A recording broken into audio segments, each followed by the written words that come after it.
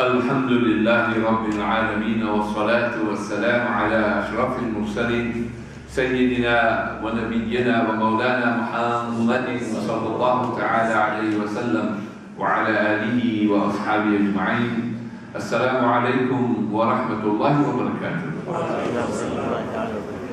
We're busy with part 3 of the sights and sounds through the Quran of the life of Nabi Ibrahim alayhi salatu wasalam. Last week we spoke about Nabi Ibrahim alayhi salam who set a trap for the idols, and yet the Qawm were unable to understand the teachings. We also saw how Allah foiled the plans of them when Nabi Ibrahim was catapulted into the fire, and Allah ordered the fire to be cool. قُلْنَا يَا نَارُ كُونِي بَرْدًا وَسَلَامًا. Subhanallah. We also then find that Nabi Ibrahim alayhi salatu wasalam migrated to Palestine, where he met the 2 guests, but they were actually malaika. And he came to tell Nabi Ibrahim alayhi salatu wasalam of the good news of a child that was going to be born to Sarah alayhi salam. And understand at that age to be told that, and I explained that in detail last week, subhanallah. Nabi Ibrahim alayhi salatu wasalam always made this dua to have a child. But I need to take you back in time when no children were born to Sarah alayhi salam. And when she realized that she was unable to give birth, she accepted her faith, or her fate rather, and she submitted her will to Allah Jalla Jalaluhu. And the hadith beautifully explains 3 lies that Nabi Ibrahim made or stated. And what were they? I discussed 2 of them last week, where he said, Inni Saqim, I am sick, and he looked at the stars.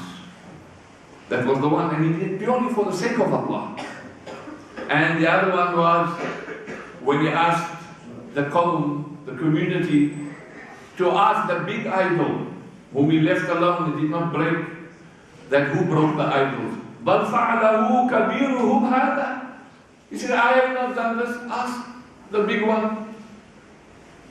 And this is the hadith where reported by Abu Hurairah, where it says, قال لم يكذب إبراهيم عليه السلام إلا 3 كذبات ثنتين منهن في ذات الله عز وجل.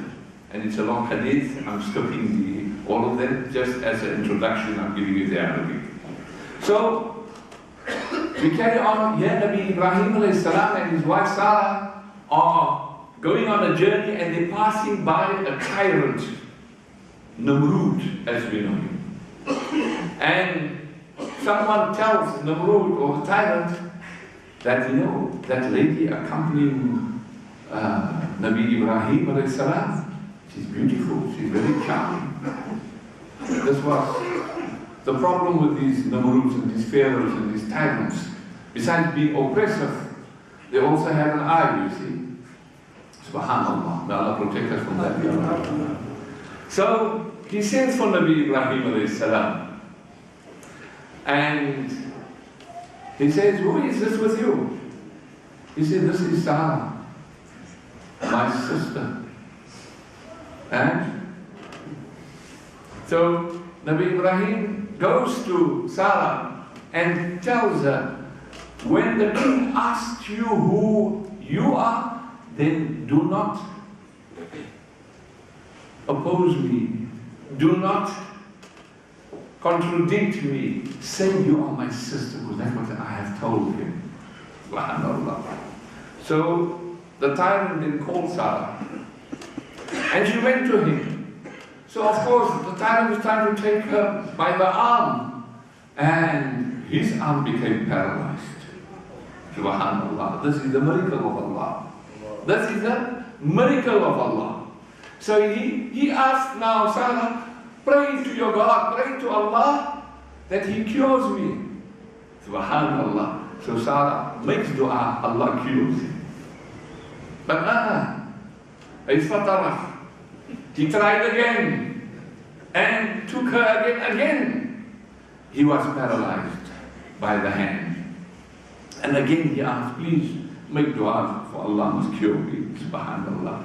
And again she makes the dua that he is being cured. And then he calls, after he's cured, he calls one of his guards. And he says, فقال, he says, إنكم لم تأتوني بإنسان. You have not brought me an insan, a human being. إنما أتيتموني بشيطان. You brought me a devil.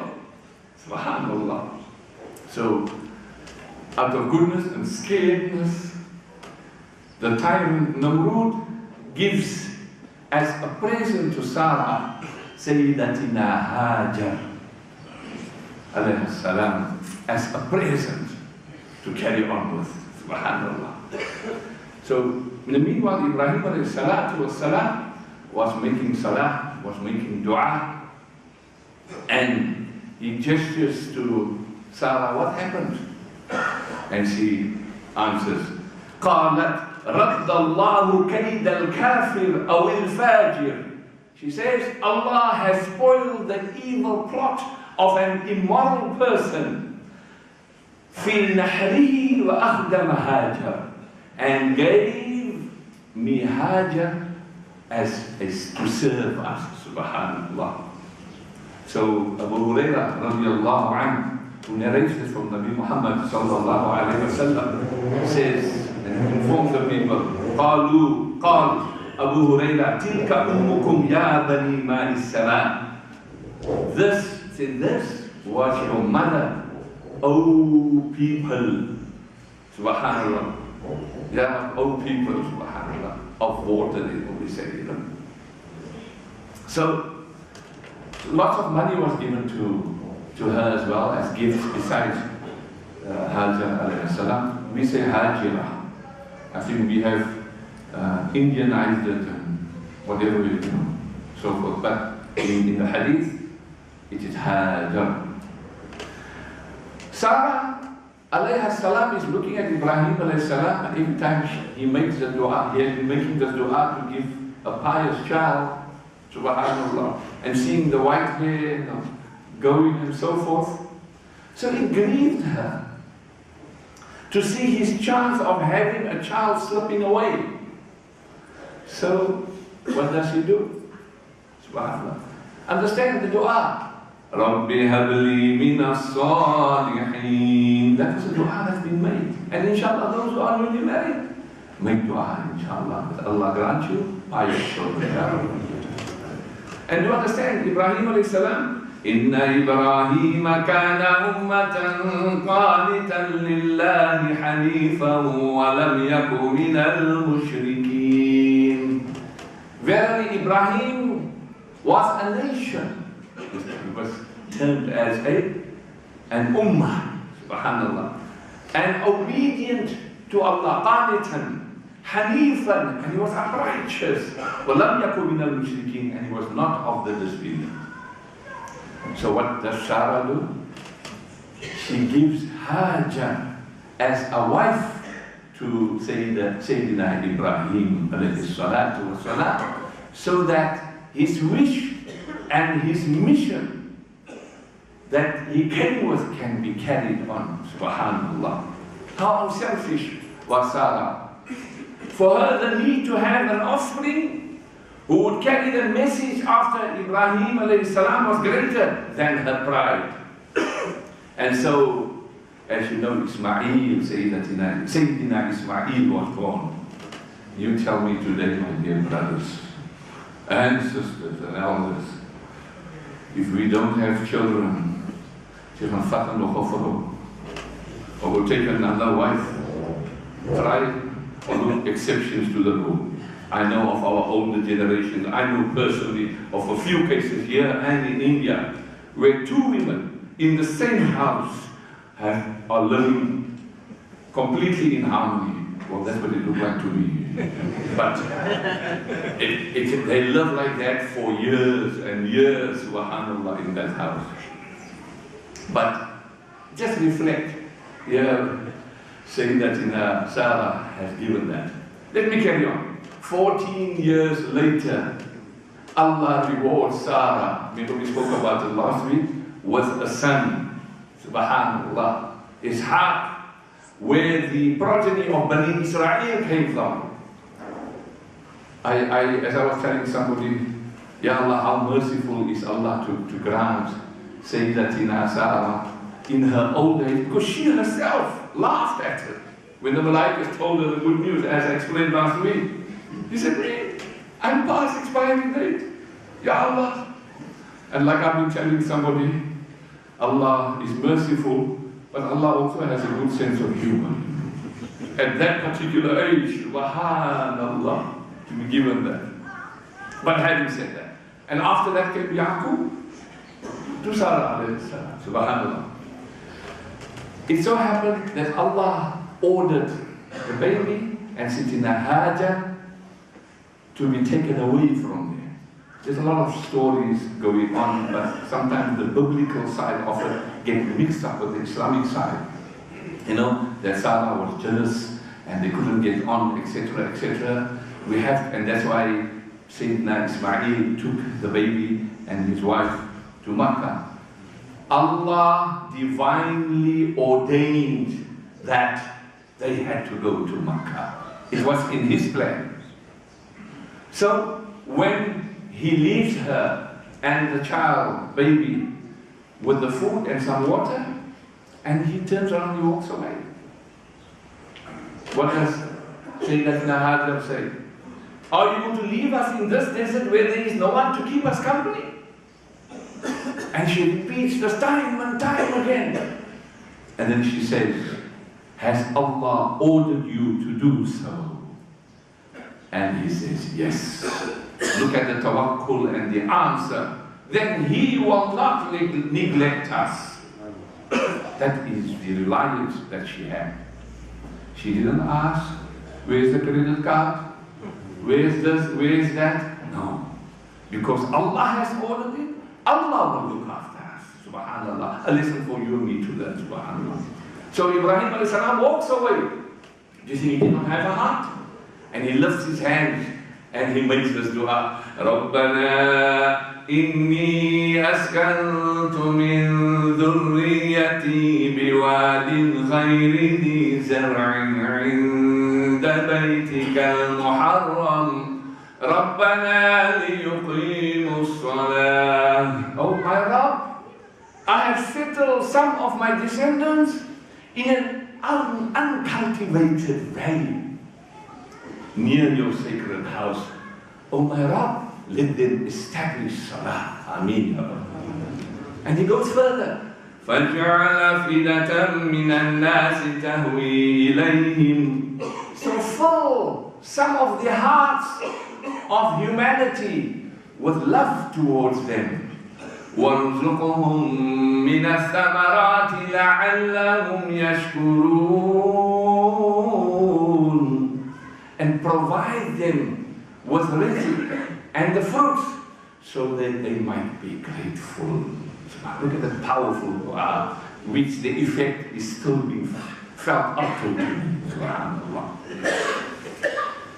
So when the provisions dried up of Sayyidatina Hajar and her sons, she's now frantic, looking out for food. She didn't sit still. Yes, she did say, Allah will provide for us.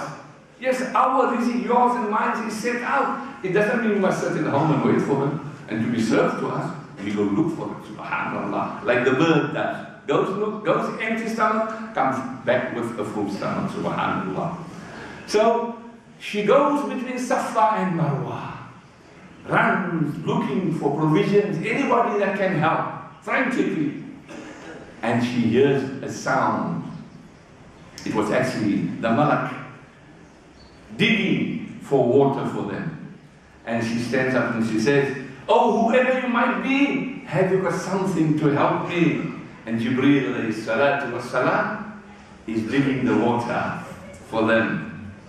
Until such a time it's coming up, flowing, and she goes and she protects it. Zoom, zoom. She goes and makes like a container around it. Subhanallah. And Nabi Muhammad sallallahu alayhi wasallam says, "May Allah bestow mercy on Ismail's mother. Had she left the Zamzam flow without trying to control it, or had she not scooped the water from there, or to fill her water skin, Zamzam would have been a stream flowing on the surface of the earth." Subhanallah. This was the miracle. So Nabi Muhammad sallallahu alayhi wasallam said, so she drank the water and then suckled her child. Because you must understand, a mother who's got no fluids within her, she won't have breast milk to give to a child. I had a case at this masjid because of your zakat, where a person told me, "Jazakumullah for this. My wife hasn't got anything to eat or drink, but because of what you gave me, Imam, which is what you gave me, she was able to breastfeed her child." Subhanallah. Subhanallah. So the Malaika says, don't be afraid of being neglected, for this is the house of Allah, which will be built by this boy and his father, and Allah never neglects his people. Subhanallah. So, what is normally natural in the desert, when people travel and they want water, they look at the birds, the signs. And when they see the birds are flying in circle around, there must be water there. And that's exactly what happened. And when the community of travelers came, they came to Sayyidatina Hajar and saw her sitting there by the water. They asked permission. Can we join? Of course, she was ecstatic about it. Because now there's actually a community. And that's how the community developed and grew, subhanallah. It so happened, he grew up, learned Arabic, the Badawi, the desert Arabic, the pure Arabic as it's called. And eventually, Sayyidina Hajar passed away. And it was time for Ibrahim alayhi salatu wasalam to come and look up, to see how the family was. Some of the tafsir says, yes, he did make his normal visits throughout time and again, but we accept our great mufassirin that tells us this, inshallah. And it so happens he comes to the house of Ibrahim alayhi salam, of Ismail alayhi salam, and he was married then. And he knocks, Salaamu alaykum, alaykum salam. How are you? Alhamdulillah. Where's your husband? He's not gone out to work. And so he asks, how are you? How's your life? How's life treating you? And she replies, we are living in misery. We are living in hardship. And we are destitute. And she complains and arm length to Nabi Ibrahim, not realizing it's his father-in-law he's speaking to.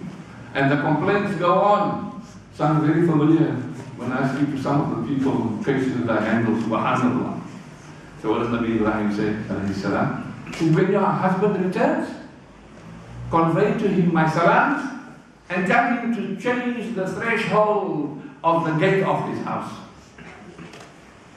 Hidrumpo, like we say in Africa, hidrumpo. And when Nabi Ismail alayhi salam came back, he felt the presence of his father and asked, who was here to visit you today?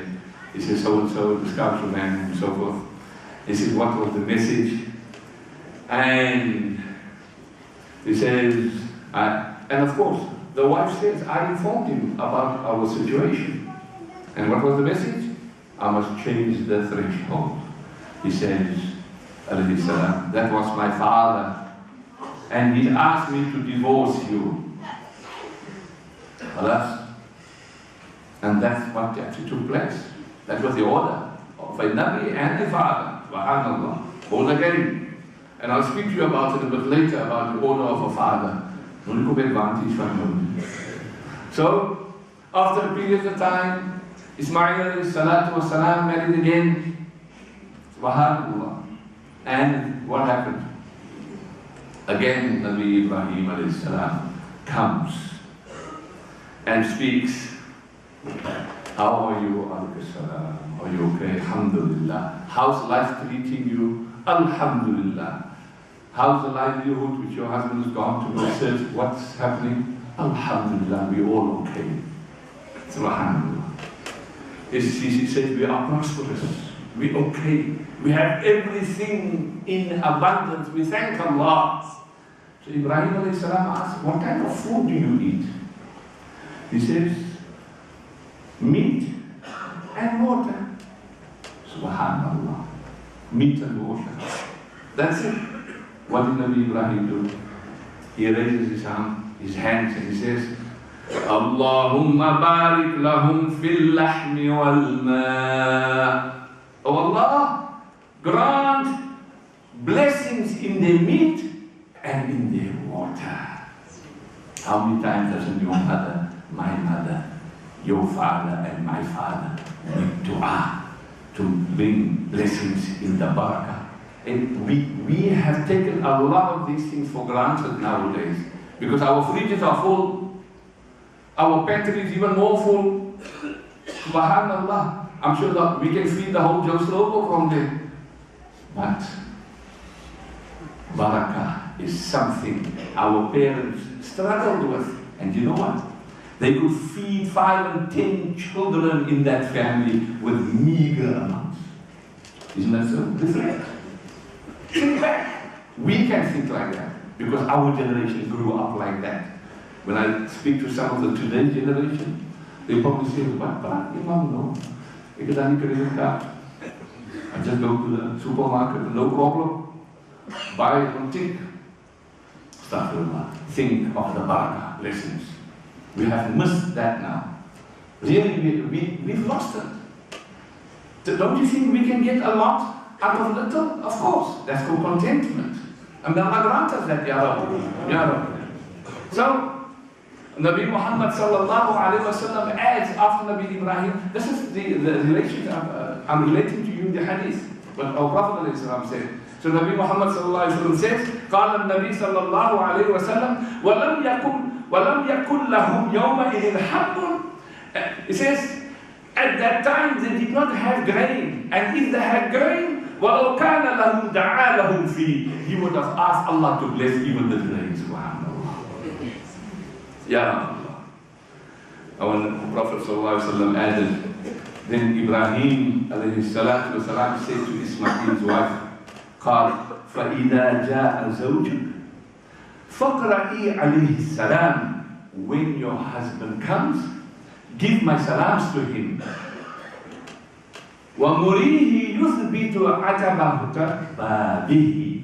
And tell him that he should keep firm the threshold of his door, of his gate. In other words, he must keep. So of course with Ibrahim alayhi salatu wassalam, same story, Ismail alayhi salam comes back and he says, anybody was here? He said, yes.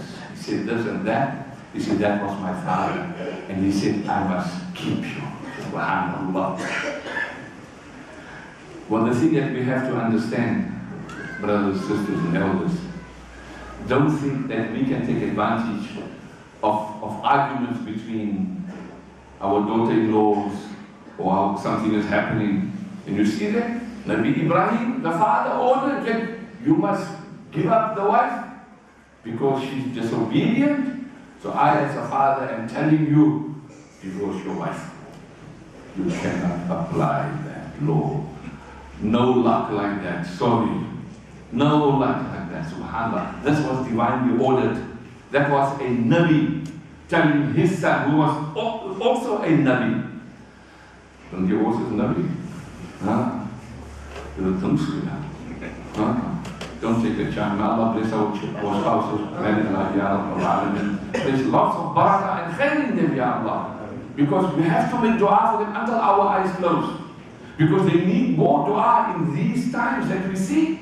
Subhanallah, that despite the thousands and thousands that they are earning, we can see the barakah is not there. If you must go buy bread, what is a bread? I don't even know. And my wife, how much is a bread? 15 rand. Look at the Allah. What could I do with 15 rand? Say 20 years ago, or 30 years ago. You understand? No blessings left even in these kind of things. That's why our shuyukh tells us we have, and our shaykh told us many years ago, more than 20 odd years ago, we have to start providing and cultivating our own foods. That time already. And how true it is. Look at the country now. What's happening? In a sad state that the people that are qualified to do the work, they are leaving. Besides the brain drain, even the people, the farmers, they can't handle it. Now you give it to you and me. Eh? So that we must till the earth. Ya Allah, the cow just looks at us and he runs away. We can't. That's the reality of situation. That's what's happening nowadays. Ya Allah. Please understand, and I bring it to an end for our final chapter next week, that may Allah subhanahu wa ta'ala make us learn in every chapter that I have spoken since the last 3 weeks, including today, that we learn the beauty of the Hajj in the lessons that started off a couple of weeks ago. لِيَشْهَدُوا مَنَافِعَ لَهُمْ, so that we can appreciate and witness the benefits of Hajj. Subhanallah. Thank you, Jazakumullah.